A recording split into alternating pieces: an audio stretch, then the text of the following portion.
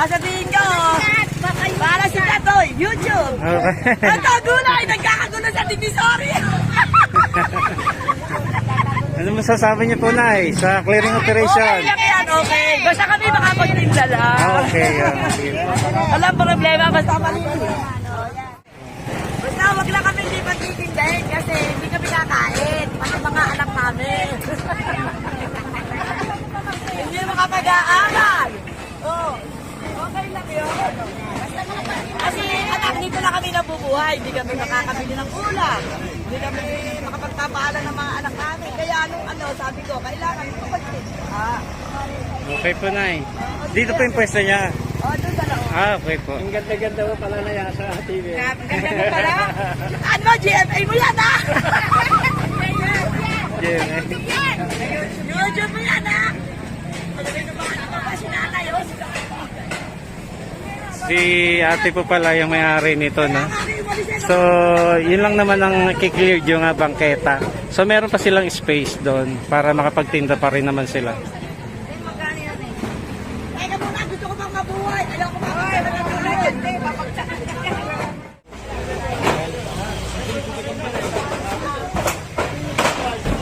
So, yung mga kababayan, ano? Hanggang na rin po rito sa may banda rito yung mga titinda po rito. Halos nasakop na po yung kalsada.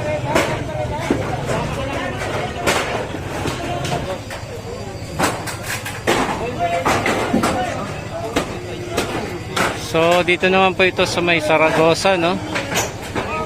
Paglagpas ko lang lamang po ng Santo Cristo. Dito na po yung operation ngayon. May mga kain ng pusa dun sa bubong.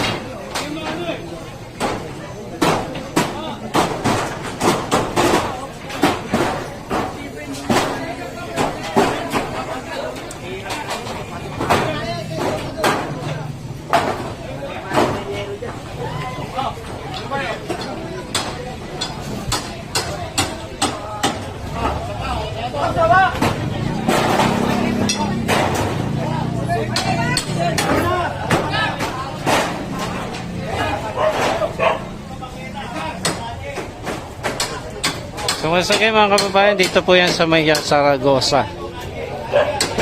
Malapit pa rin po sa Divisoria.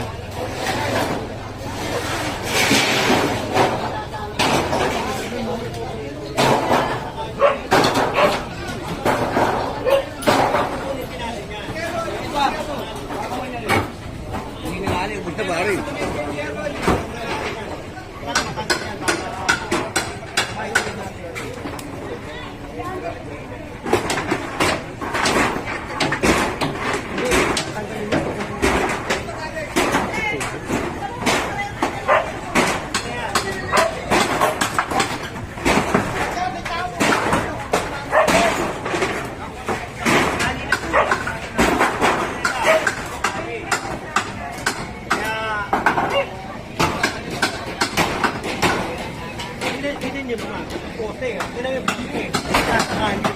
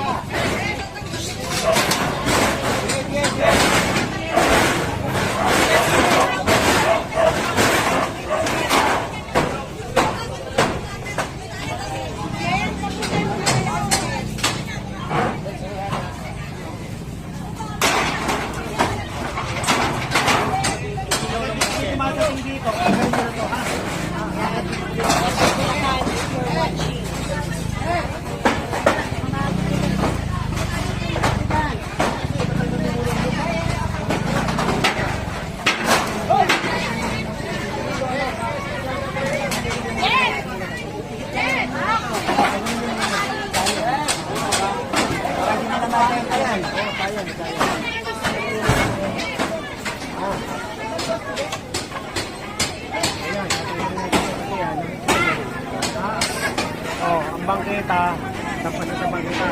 Ang poste nila nasa kalye. Kaya kailangan nyo tanggalin. Ha? Bawal yan eh. Kalye na to, kung mapapansin mo, ang bangketa nandun. Tapos ang poste nandun. Kaya kailangan nyo tanggalin.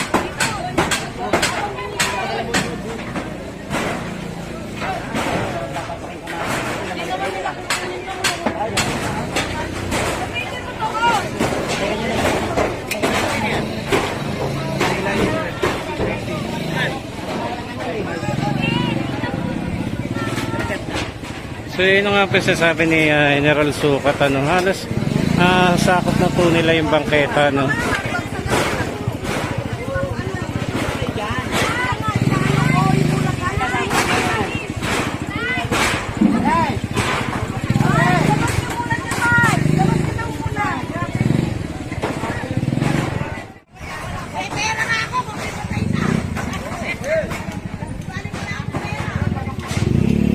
So once again mga kabayan, Zaragoza Street na po ito. At konti na lang po, no, Divisoria na po ito sa may kabila.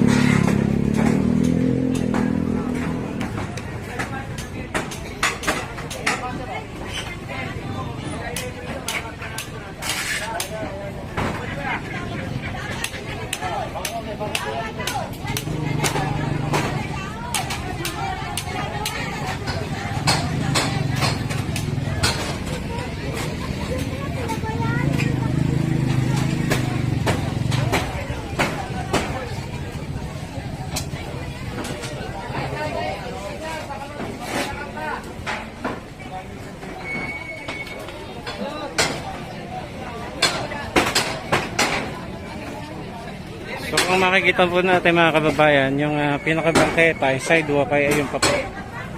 Kaya nga lang po nasakop na nila. So tanggal po lahat ito, wash out po itong mga pinostehan nila rito.